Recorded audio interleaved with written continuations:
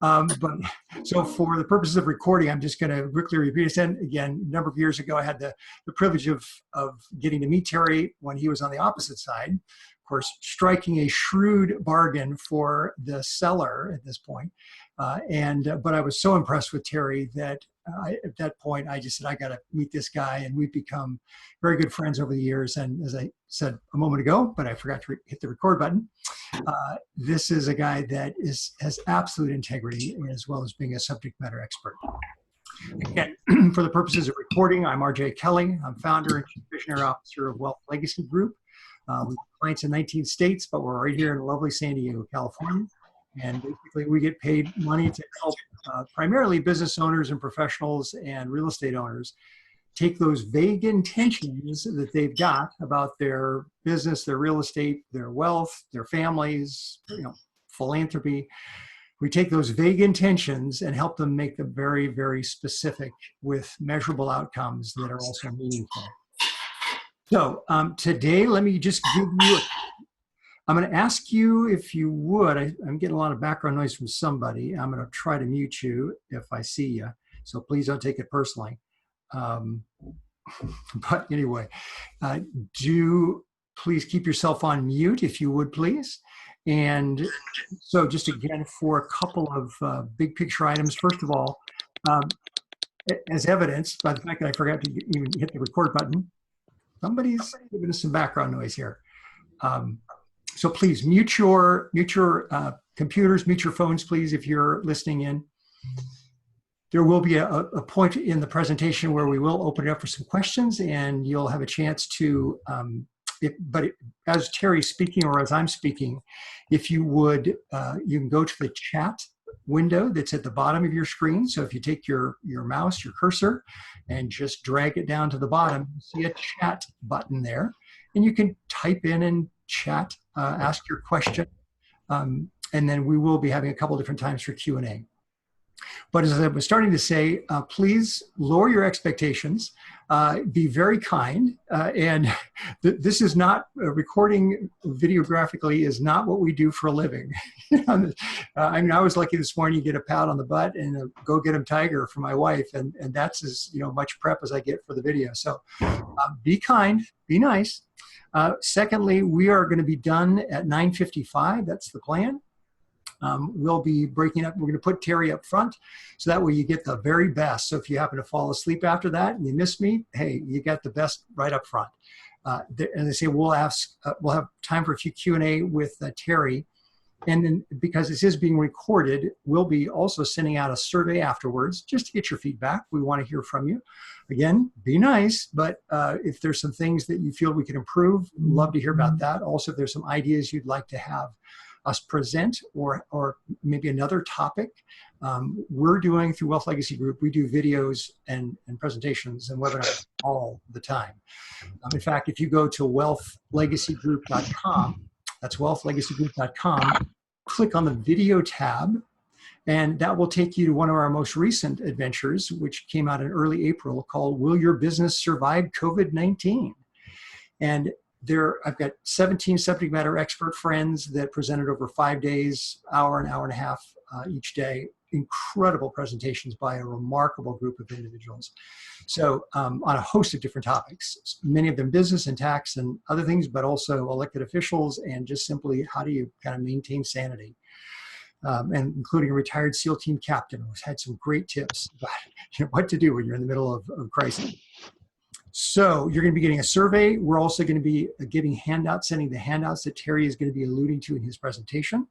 We're also, there was another point I was going to attach to that one. It will come back to me if it's important. Again, go find the chat window at the bottom of your screen. And we are doing a repeat of this. It will be live, but we'll be doing a repeat on the 24th of June. And that'll be at 1 o'clock. So if you're interested in attending again, we'll be covering much of the same content, but it's a great thing to invite somebody else to come to. But as I say, we are recording this. So if you would like a copy of the recording, we'll probably just send out the copy of today's presentation to you anyway. So without further ado, and just I'm going to turn it over to my friend Terry Moore, who The silver fox, he looks incredibly young, but the fact is he's been doing this for over 4 years, ACI Investments, and has just such a keen grasp of how do you make money in a market when others have tended to shy away from. In fact, when Terry and I were chatting about the idea of is now the right time to buy income property in San Diego, I was pushing back on it pretty hard because I work with a lot of developers and other folks in the real estate business. And I just wasn't convinced that it made sense. But after a few minutes talking with Terry, I said, you're right, Terry. I mean, it really is a very compelling argument that now may be one of the best times to buy income property in San Diego that we've seen certainly for a long time. So without further ado, I'm going to put your slides up, Terry, and then take it away. So there you go. Very good. So RJ, thank you. It's a pleasure to be with you again. We've known each other about 20 years. I've sent a lot of folks your way, and I think they've all benefited by meeting you. The short version is San Diego County apartments are good in general, and this is my 4th real estate recession. I really liked it when I was 20 years old, when I thought I was smarter than God. It's hard to believe how dumb I was then. But what I have figured out is recessions are awful. I never volunteer for a recession, but recessions are a time when your dollars are turbocharged. When I think about the 3 best investments we made, they were all made when hardly anybody else was in the arena. And so when RJ and I were talking about this, I had mentioned that within the last few months, I've dialed 1,000 millionaire owners. And the most common response that I've gotten from movers and shakers who have gotten outrageous success, the most common response I got was, I'm sitting still. And many of these smart folks who are friends and or clients, they have this notion that they're sitting in their backyard, they're behind the fortress, they're safe, secure, there's a 12-foot wall and nothing can get to them. I understand that notion, and my mental picture is slightly different. Instead, I think they're in their vessel. Maybe they're in a kayak, maybe they're in a canoe, maybe they're in a sailboat, maybe they're in an ocean liner, but they may not be moving in relation to what they're sitting on, but the boat is moving. And whether it's a kayak or a canoe or a sailboat, there's wind and current that are pushing. And by the way, I've drifted in a kayak and I've drifted in a sailboat. And when you drift, you got no rudder going. You got no paddle.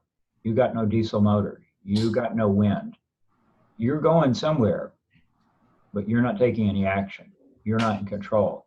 And most of the time that I've drifted, I haven't been pleased with where I ended up.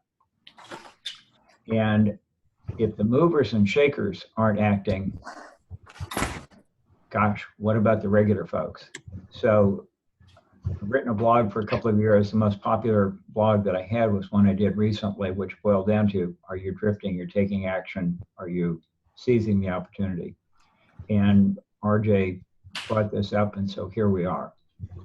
Generically speaking, I've got a couple of significant ideas or significant thoughts for your consideration, and RJ is also going to offer some value.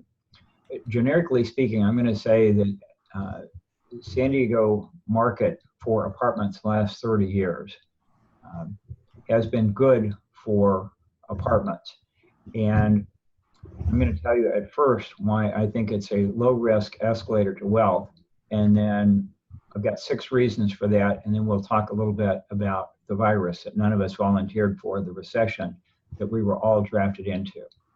But looking at apartments in San Diego for the last 30 years, it's been great. 24 of the last 30 years, values have gone up. Roughly 3 years or so, values have been stable. And oh, by the way, a few years, values have slipped. But that's the background. We're in a wonderful spot. And for a combination of reasons that we'll go into a little bit, San Diego's recessions are milder than the state or the nation. And that's one of the best things about San Diego. there's a lot of places that are deeply volatile. And part of the reason that San Diego's worth the premium, part of the reason San Diego's outperformed is when it comes to recessions, we say, thanks, I've been there, I've done that, don't need to do that again. So Detroit, Tucson, Vegas, they get demolished and we get bruised. But the fact that we've got a very good economy is a huge plus. So there's 6 reasons that make San Diego safer than most other places. And as RJ mentioned, you're going to get a series of articles that I wrote a couple of years ago for the San Diego Daily Transcript. And those articles are the basis of some of what's here. So with all income property, and RJ, are you advancing this or am I? There we go.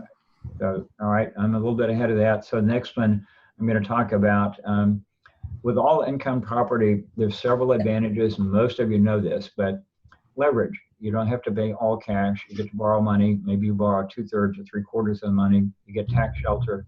The IRS has this wonderful illusion that your building eventually becomes worthless. It actually goes up in value, but you get the depreciation. You get the cash flow. People buy income property for income.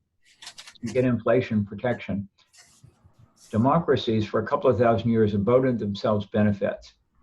We love our grandkids so much that we give them debt so that they can supply us with good things. And the property inflates. Let's see, a few hundred years ago, $24 worth of beads bought, well, New York. And for the price of an ocean view house, Jefferson bought half of the United States. Inflation is wonderful. Appreciation is good. You can improve the property and make it worth more. Gradually, you pay the mortgage off. And last but not least, for income property, there's the ability to do a tax-deferred exchange, which in effect is an interest-free loan from the government. When we buy stocks or bonds, that's not the case. But that's an advantage of all income property. So that's the first thing. Second, our government policies, whether we love them or whether we loathe them, have made drunken fools rich in rentals in San Diego County. You and I didn't vote for this, but the reality is our state government, our local government has made it really easy to build lots of retail. The local government gets sales tax revenue. If somebody builds $10 million worth of mile of cars, the local government gets lots of revenue, and mile of cars needs relatively little police, fire, school. If somebody wants to build $10 million worth of apartments, that takes relatively much police, fire, school, water, sewer. And the local government gets nothing from it. So local governments lose money when they allow multifamily. Guess what? In the state of California, we've built half of what we need. The city of Houston is 1/4 the population of California. The city of Houston in the last decade has built more apartments and condos than the state of California. They divide their tax money differently. And that's been going on for a long time. So the San Diego Association of Area Governments, SANDAG, says that we're 50,000 rental units short of what we need. Every day there are people who drive in from Temecula, from the Imperial Valley, from south of the border. They have jobs here. They'd like to work here, and there's just not enough housing. And in the last 30 years, there's never been 1 year that we've built enough rentals for the demand for our kids, our grandkids, our nieces and nephews. So when there's a huge demand, there's not much new supply. The government policies are the supply and demand work in our favor. The third reason that makes it good is the government subsidizes rental owners. Now, a fair number of my clients are, figuratively speaking, libertarian. Keep your hands off my Social Security number. And the reality is, when we buy income property, there's this tax myth that the building becomes worth nothing, when in fact it's gradually increasing. And because there's depreciation for taxes and for insurance and for interest, we get tax refunds, and that enables us to buy more property. And also, There's a 1031 exchange, the tax deferred exchange, which is if you sell your property and you trade it up and you play by the rules, you can reinvest all the profit and you don't pay the taxes now. And under the current rules, if you die, well, we're all going to die. If you die before you sell the property, your heirs get it at a stepped up basis, and in fact, you disinherit the IRS. So the third reason is we've got tax benefits. A fourth thing that makes San Diego particularly special is what I call the topography of ownership. So I have a little pyramid, and the pyramid talks about the 10,500 units, which are 5 units and bigger. Our biggest property is a little over 1,000 units. But in this pyramid, you see there's about 6,500 units, buildings in smallest chunk. And those 6,500 buildings are 5 to 10 unit buildings. In most places, those are dinky deals. Here, that's the bulk of what we do. And earlier I talked about 1031 exchanges. Well, Thank you. in San Diego County, we've got 550,000 rentals. 200,000 of those rentals are houses and condos. Some smart people like Tim Pancala, who's on the line, bought houses and condos when they were on sale half price. One of these days, Tim and his investors will sell those. He can sell them, and let's say he's got $100,000 profit each one of those. He can give a third of his profit to taxes, or they could trade up to something else. And a lot of people aren't all that keen about giving tax money away early.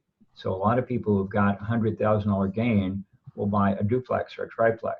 Well, we've got roughly 5,000 fourplexes. And somebody who's got $200,000 gain in a fourplex, instead of giving $70,000 away to taxes, they might trade up and buy 5 units. And the people who sell their 5 or 10 unit building, rather than give $300,000 away in taxes, they might buy a 10 or 15 unit building, and so on. Essentially, there's a mob of people pushing the values up.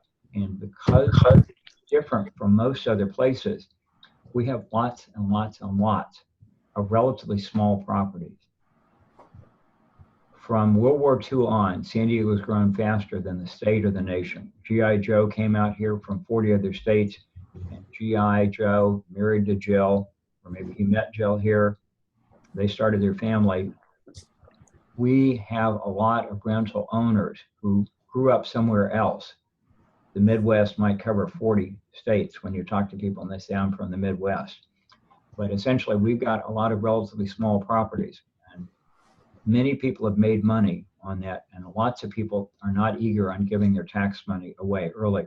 Because we have a lot of small properties, there's a huge number of 1031 buyers who will pay just a little bit more to get a property rather than giving away a huge amount of taxes. So that's a fourth distinctive about California. The fifth thing about California is we have remarkable diversity. When Detroit lost cars, they started bulldozing properties. Michigan probably should go bankrupt, and they don't have the ability as a state to go bankrupt. Well, California is better diversified. We've got 8 economic drivers. An economic driver is something that a local jurisdiction does that supplies the rest of the world or the rest of the globe. So Vegas supplies, shall we call it entertainment? California, or San Diego in particular, we provide education, we provide biotech, we have the biggest defense plant on the planet. And even though we've lost some of our restaurant jobs and some of our bar jobs, guess what? The Navy's still here, the Marines are still here. China has not started exporting power, it's not exporting flowers and peace and love. We're going to continue to have the Navy here and the Marines here. And we export avocados. We do international trade. So with diversity, the idea is when one thing is down, like tourism, other things make up for it. Well, we've lost maybe 20% of our restaurant and bar jobs in the nation. That's true in all the time zones. But here it's less impactful because we're better diversified. And one of the slides which may come up is the lunar rover, which is an odd slide to put in something about income property, but the lunar rover is designed to move forward no matter what the terrain is. And with the lunar rover, it's very stable. It was designed to keep moving forward no matter what it encounters. And that's like our San Diego economy. Some people have gone to Phoenix, and if you're in the right time and if you get in the right time, get out at the right time, it's great. And if you're in at the wrong time, you're stuck for 4 years. There's kind of nothing you can do about it. But San Diego's economy, not because you or I are smart, but because we're lucky, San Diego's economy protects us in ways that not true in most other places. So the fifth reason is economic diversity. And then the sixth reason that makes San Diego different from most of the rest is simply that, relatively speaking, we have some older product. If it was built in 1994, it's in the newest 6% of the county's apartments. And most of our buildings have the original kitchens and bathrooms. I don't know how many of the ladies would be really keen to have their parents' or their grandparents' kitchen. I'm not sure very many would. And renters, guess what? They would like to have nicer facilities. If the average apartment building is 1970 kitchens and bathrooms and you upgrade it, you can create value. So there's very simple things that can be done to apartments to make them more valuable. And relatively modest upgrades can give you a 7% rent increase. I'm talking about triple inflation. So those 6 reasons are part of what makes San Diego a low-risk escalator to wealth. And roughly, that's the most important thing that I've got to share with you. But another thing that might be worthwhile is, oh, by the way, we got stuck in this virus. You didn't volunteer for it. I didn't sign up for it. We're in a recession. I hate recessions. I don't like discipline, but discipline is what makes us better. Discipline is what separates us. RJ has very long legs and he runs marathons. I run half marathons. The first time I run the La Jolla half marathon, I didn't count the people who passed me. There were too many, but I did count when I passed somebody. And at the end, I had passed about 600 people. And most of the people I passed were either going uphill or in the last mile. Well, hills make everybody slow down. But on the hills, the fit people widen their lead. Everybody slows down, but the fit people widen their lead. We're in a recession. Recessions are not much fun, but recessions are when the bold and the courageous stride ahead of those who are sitting still. Now, the bad news about this recession is all the rents are not going to be paid by all the tenants. San Diego is, again, ahead of the nation. There have been some national surveys about who's paying the rents, and from what I can see, San Diego is doing better than most. The bad news is eventually some of those tenants will have bills, and eventually they will probably move home to mom if they haven't already, or they will get evicted. It's terrible. But we have a 50,000 rental unit shortage. And even if 10,000 people move home to mom, whether they're 20 years old or 50 years old, some people have done that. Maybe some of your kids are at home with you now, but we still have a housing shortage. Not true in Detroit, not true in Vegas. They got more spaces than they have people to fill them. So some people have said, boy, I can hardly wait to buy these things that are going to be in distress. Well, in the first couple of months, in March and April, the lenders weren't making new loans. The apartment lenders spent most of their time modifying the loans for borrowers who had apartment buildings. The lenders understood that tenants had lost work or had lost income. And so most apartment lenders modified the loan. Maybe they said to the landlord, look, you can have a year to catch up with us, or you make the interest payments and we'll just roll the principal into the back. pandemic doesn't mean 100% fidelity. Pandemic says worldwide. We've done a bunch of things to adjust, and the apartment lenders are not going to cause a lot of foreclosures. Having called 1,000 owners in the last few months, my hunch is most of them are going to have slightly less cash flow than they did last year, but my hunch is almost all of them are going to have more cash flow than they did 2 years ago. So at this point, there's a lot of vulture buyers out there, and a lot of people are saying, I'll give you 75 cents on the February dollar.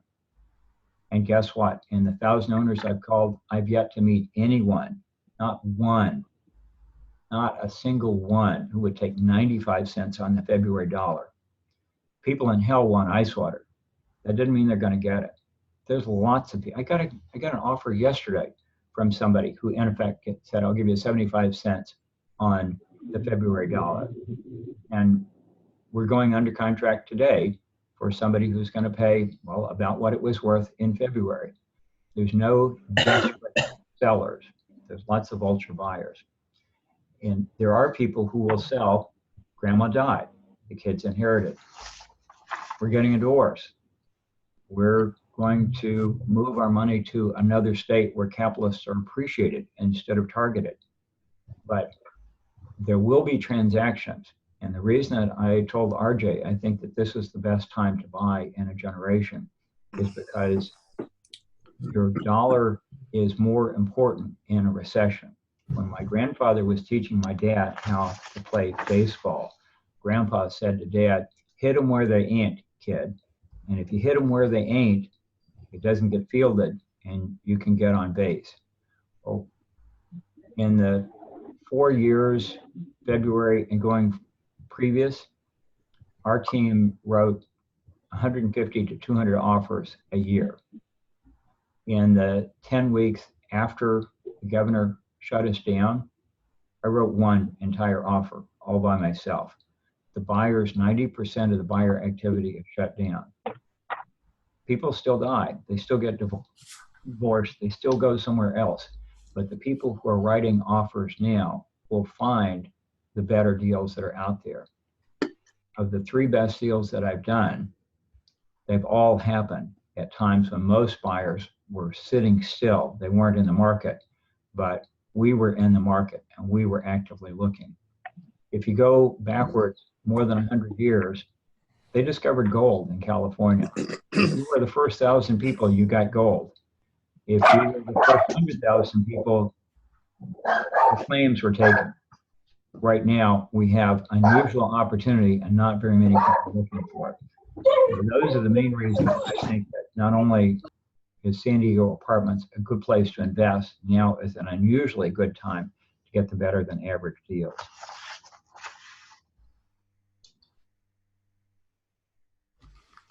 Okay. So, Terry, thank you so much. Sorry, I was distracted muting some of our late arrivals who had not muted their their phones or their computers. So now they are muted. There are a few questions that have come in, but I think let's, because we're running tight on time, but if you would address one thing though, and that is about the SANDAG organization of San Diego Association of Governments. And Sure. They just came out with a prediction about the economy. I'm definitely looking at that a bit askance from what I see in my experience and other things. But anyway, you might want to make a comment about that if you would. That was a question that just came in. What about Sure. Predicting the weather or any complex system is very difficult. The notion is that prediction makes astrology look pretty good. Well, SANDAG, frankly, is better than most. SANDAG, at the end of March, looked at 40 different scenarios. What if A, B, C, D, or E? And then for each of the 40 scenarios, they assigned a probability to it. And their best guess, and they'll revise their best guess periodically, their best guess is it will be 28 months. It will be October of 22 before we get back to the employment and the economy that we had in February. And their best guess is going to be wrong, just like yours or mine. But they are professional at this. They're pretty smart. Their predictions are better than average. But there's some folks who want to believe that in 60 days, everything will be back to normal and everything will be great. And there are other folks who think, gosh, we're headed to the cave age. And I don't think either of those are true. But since Sandag is reasonably reliable, we may be in this recession more than a year, even in San Diego. And by the way, if it's going to take us more than a year to get out, what would it be like in Boise or Tucson or Vegas or New Orleans or New York?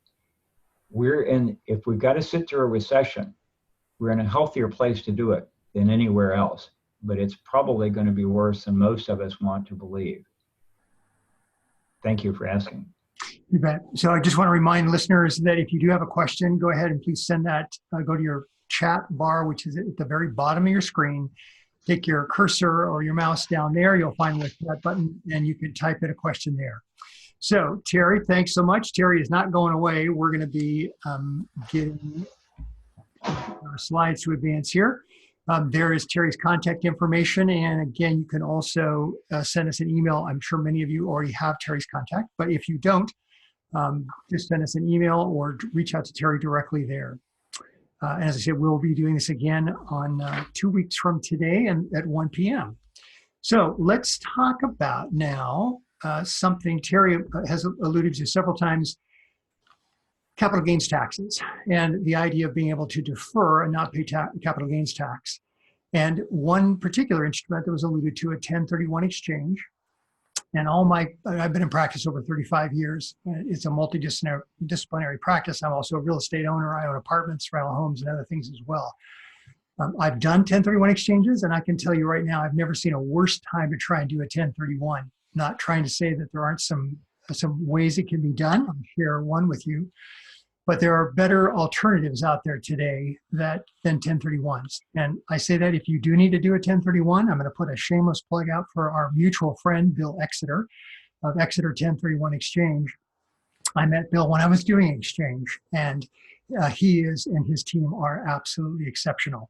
So didn't pay me to say that. I'm just here to tell you, if you need one, go talk to the folks over there. And I'm corona free. I want you to know I did go and get tested, but I sound like I have the coronavirus. I don't, thank the Lord.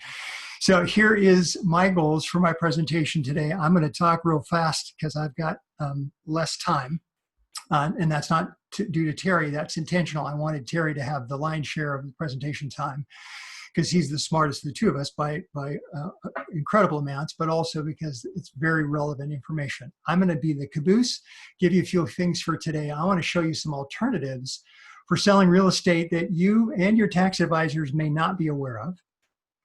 And I want to show you how you can sell and defer paying taxes for 20 years or even 30 years, or even eliminate them altogether. And you might say, RJ, wait a minute. How is that possible? You got to stay with me. I'll tell you how it's done. And we're also in a situation where we're finding, last year I was brought into a case, unfortunately for them, it was a month after they'd had a $7.5 million transaction. They ended up with a $2.1 million tax bill. I'm hearing some typing in the background, so whoever is typing, please mute your phone, and so we can not have that on the recording, please. Thanks. So with that particular situation, they ended up having $2.1 million tax bill. We were able to come in after the situation, I'll show you in a minute, and reduce their tax bill from 2.1 million and save them $900,000 last year, and there'll be another $500,000 over the next 2 years. So there are ways that even if you have a liquidity event, and if you've not done a 1031 exchange, or use one of the other techniques I'll show you, it's still possible, as long as it's the same tax year, to actually minimize, in some cases even reduce, the tax bill. So we also offer a free 30-minute complimentary consultation. You can reach out to us, email rj@wealthlegacygroup.com, or call us at our office, 800-975-5355, and that'll be given again at the end. and we can sit down and just brainstorm your situation and see if there might be some ideas about how you can sell, either not pay tax or not pay tax for a long time. So let me just focus my time as much on this very first idea. I've got some others. We probably won't have time for them, but let's talk about one that is getting by far the most attention and attraction. Code section 1031 is an IRS code section that deals with being able to sell an asset and not pay tax. Here's your question. Why? Why does a 1031 exchange work? Not how does it work, but why does it work? You got the code. It's in the tax code. I'm not quite sure what somebody said there, but it's a tax code. But the point of it is, no, that's still not the right answer. The right answer is this. The reason why 1031 exchange works is because we're still getting some folks that haven't muted their phone. Please mute your computer or your phone, please. So why a 1031 exchange works is because there's an intermediary. That's what our friend Bill Exeter does. They receive the funds, there's a sale, and the intermediary accepts the funds, and therefore you don't get it. It gets into the next replacement property. That's why it's not taxable. So this idea is a different code section. It's been in the code almost since we've had the tax code, and it's code section 453. And you probably don't know it by the code section, but if I say installment sale, you'll go, oh yeah, I've done one or I've seen those before. So code section 453, we're going to look at and discuss two different techniques that utilize that code section. It's an installment sale, but it has a couple interesting wrinkles. So without further ado, let me get on to it. So a traditional 453 installment sale looks like this. If you're the seller and you've got a buyer coming to you, you guys are going to negotiate with an expert like Terry to get all of the details worked out in terms of how much is going to go down, how long you're going to be paying for it, so forth. That's a traditional 453. It doesn't do anything to eliminate the tax, but what it does is it just spreads the tax over time. So you pay tax as you receive the income. Well, this idea, and by the way, this is not a new idea. This idea has actually been being used for decades, but it's been used in the public companies side of things. It's only been more in the mom and pop, the private markets, that I can tell, for about 8 to 10 years. But one of the most notable cases, anybody ever heard of Boise Cascade? Does that name ring a bell?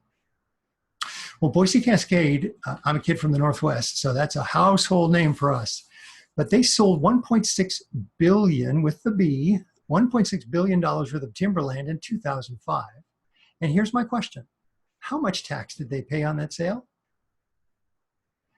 And since I didn't know until I looked at the facts on the case, and you might not either, they paid zero. They paid zero in tax in 2005. How? Because they did a 453 installment sale with a commercial loan. And now they chose to only do 15 years. So actually this year, Office Depot, Office Max, who now owns Boise Cascade, they'll be reporting a taxable sale of $1.6 billion and having to pay tax on it this year, but they deferred the taxes for 15 years.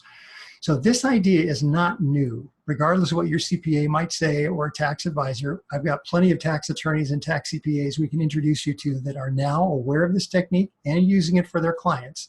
So if your CPA is not on board with it, let me introduce you to a bunch of other super lawyers or high tax people in other firms here in San Diego and elsewhere that are very comfortable with it, have done many of them, and can walk you through it, why it does work.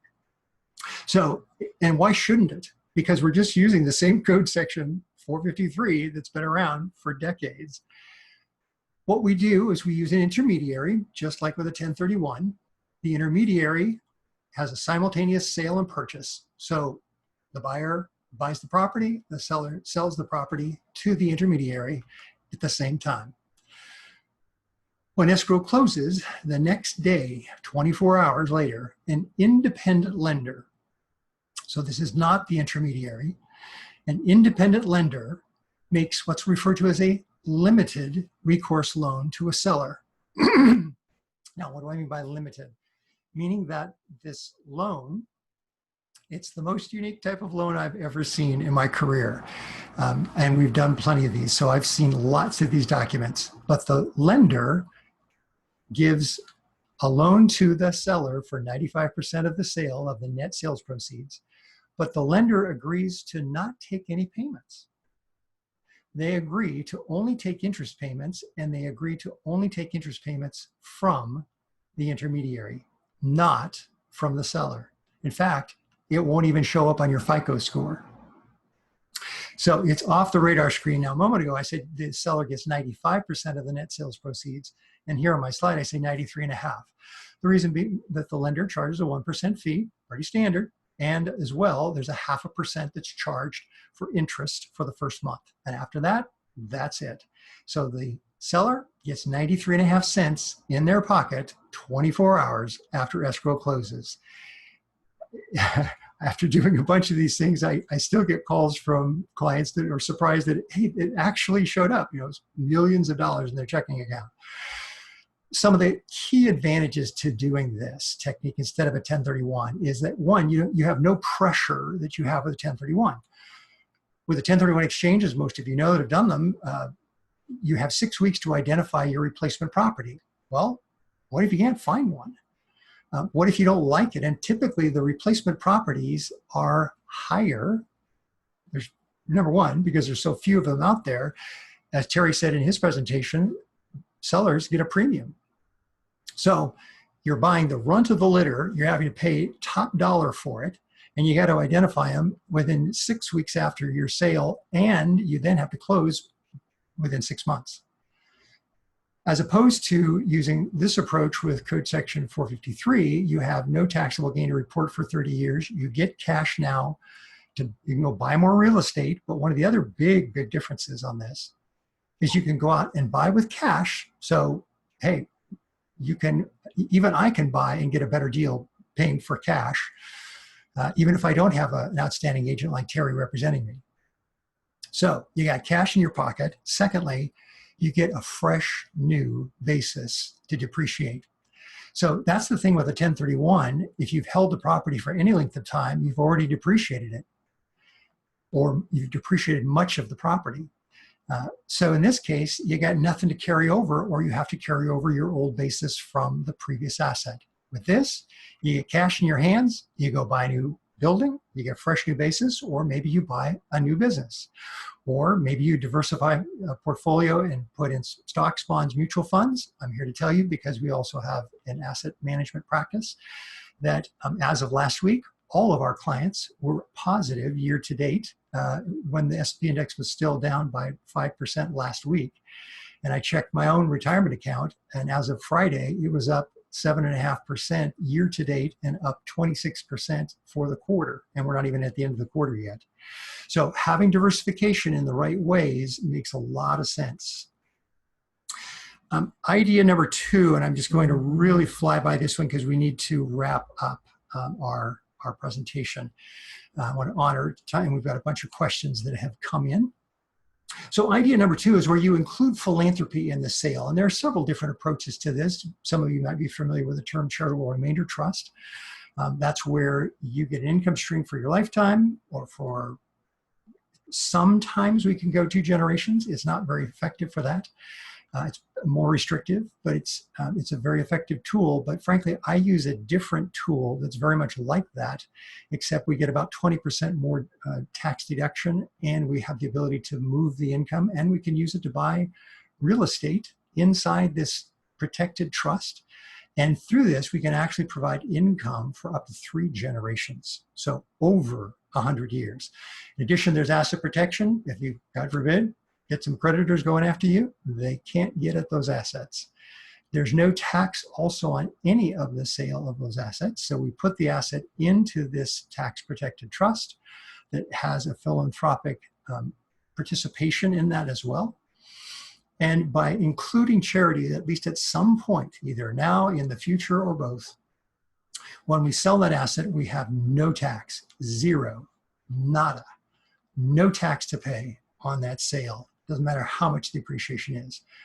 In addition to that, you get massive income tax deductions. A transaction we did last year for a couple, he was late 70s, she's in her early 80s, gave them a deduction of 80 cents on the dollar. So we put, in their case, we put this transaction together after they had had their sale. Had we done it before the sale, we could have completely eliminated the tax. That was the case I was mentioning to you a few minutes ago. But by including social well-being, the social well-being of the country in our planning, the government gives us a choice in how we support the social well-being of the country. If we don't choose, they choose for us, and that's what's called taxes. But if we choose in advance how we want to support the social well-being of the country in a way that aligns with our own value system, then the government actually allows us to opt out to make capital gains taxes optional. Not only that, estate taxes or death taxes become optional. A third to half of our income taxes become optional. I'm not here as an anarchist. I'm not here telling you smoke and mirrors. This is, for much of the time, this is actually out of the 1969 Tax Act.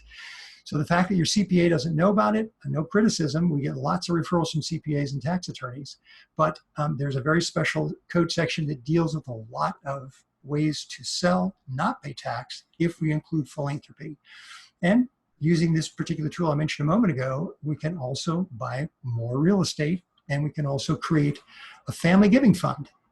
And I'll close with this thought. The family giving fund allows that whatever's left in the bucket after 3 generations, that money goes into your family's giving fund, and then your grandchildren, great-grandchildren can actually use that money to direct for the philanthropy that is near and dear to your heart. So, and that's all permitted by IRS, both using Code Section 453, installment sale, as well as then going back to the 1969 Tax Act. And Terry, we're going to need to, I'm going to just simply drop out of this. I might just say there is another tool that uses Code Section 453, and it's what is called an intermediated installment sale. It doesn't defer for 30 years, it does defer for 20 years. So let's see, we've got, let's see, how are commercial real estate lenders reacting to the current environment? Are lending standards tightened? Are commercial loan terms adversely affected? Terry, that's right up your alley. Why don't you take it?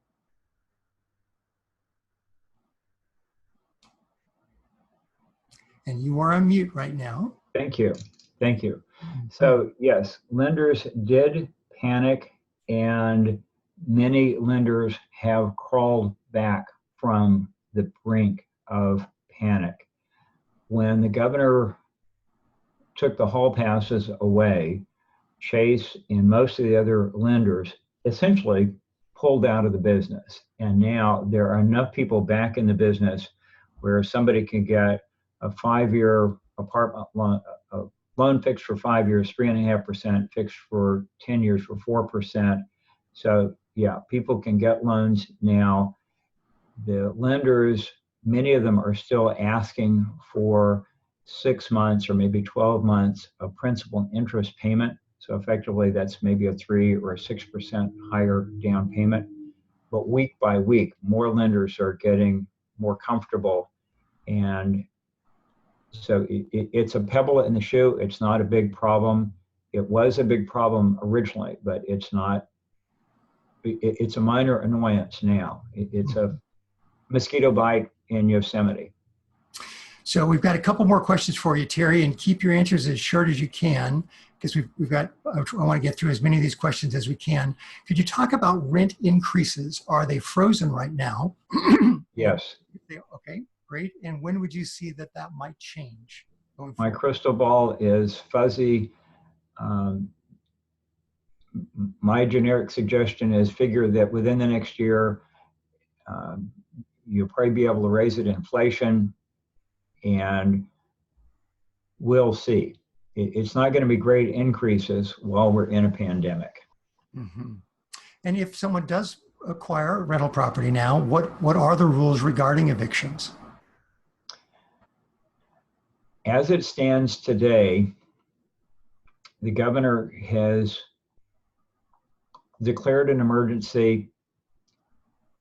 I would guess that it may well be a year before you can actually evict somebody, because once the governor ends the emergency, the courts have a 90-day waiting period before they will even take the case. And by the way, when that happens, there will be a logjam. So my generic suggestion is you're probably going to have those tenants there for a year, and cash for keys might be the simplest way out for everybody temporarily. What do you mean by that, Terry, when you say cash for keys? What's that mean? So the bad news is the tenant can't pay, and you say, I'll give you $1,000 to get out. And so you pay the deadbeat to move. Okay. That's disgusting to many people, but as opposed to them being there a year from now and you've lost a year's worth of income, that is sometimes the better of the unpleasant options. Mm-hmm. So what about any pending laws or proposed legislation that obviously in this state, our government does not like landlords. They don't like business owners. They are which is why many business owners are going to Texas or otherwise. Now, that may be ameliorating somewhat since Tesla was able to get them basically to go pound sand. But how about for anti-legislation against landlords going forward? Do you see much on the horizon there that we have to deal with? The political trends in California are tough for rental owners, and 40 other states, capitalists are appreciated. Thrift is admired. California is not one of those places. I've been doing this for a generation. I've had more people in the last year say that my money or I are going to move to another state than I've heard in the previous 30 years. So the political trends are against us, but the supply and demand still make it profitable to stay. But a lot of folks will never buy here again and will gradually sell. And I completely understand both of those perspectives. One of the questions had to be is in regards to the installment sale. And our questioner said, I looked at that a while ago, and one reason I didn't pursue it is it seemed it was expensive.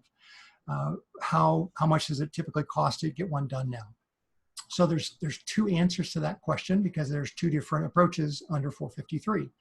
One is where we can defer the recognition of the gain for 20 years. And basically, you're looking at probably $2,500 for an attorney to draft and review documents, and that's it. So from the sale, and of course, you're going to have your normal selling costs. You're going to need to pay Terry. You're going to need to pay the First American title people or whoever your title companies are, so that the fees that have to be paid still going to get paid. But for the transaction fees on the 20-year deferral, basically, you're looking at probably $2,500 for an attorney and we have tax attorneys already very comfortable with this, to review the documentation. On my preferred one, the 453 that has a 30-year deferral that actually gives you cash in your hand, everything's relative.